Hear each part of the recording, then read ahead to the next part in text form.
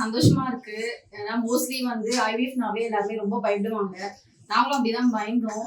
ஐவிஎஃப்னா எப்படி இருக்கும், நிறைய இடத்துல வந்து நிறைய ப்ராப்ளம்ஸ் நடக்குது, எப்படி நம்பி வந்து உள்ள போய் இறங்குறது அப்படின்றது நிறைய யோசிச்சோம். சரி, ஃபர்ஸ்ட் போய் கேட்போம் அப்படின்னு சொல்லிட்டு மேம் வந்து மீட் பண்ணோம். அவங்க நிறைய விஷயம் சொன்னாங்க. நிறைய நிறைய விஷயம் டிஸ்கஸ் பண்ணோம் அவங்க கிட்ட. இது எப்படி பண்றது, ஃபர்தரா எப்படி ஆகும், பாசிட்டிவ் ஆகுமா நெகட்டிவ் ஆகுமா, எந்த ஒரு கன்க்ளூஷனுமே எங்களால வர முடியல. அதுக்கப்புறம் நிறைய டைம் அவங்க பேசும்போது அவங்க வந்து இருக்கிற விஷயத்த வந்து ஓப்பனா சொன்னாங்க.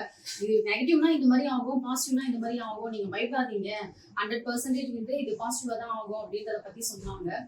ஸோ நெக்ஸ்ட் டைம் வந்து நாங்கள் ட்ரீட்மெண்ட் அப்படியே ஸ்டார்ட் பண்ண ஆரம்பிச்சோம். ஸ்டார்ட் பண்ணிட்டு 1 or 2 months அப்படியே ஆகிச்சு.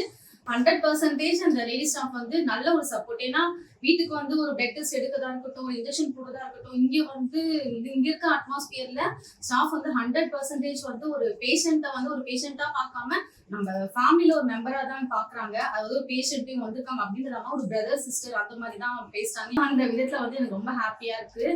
Thank you so much.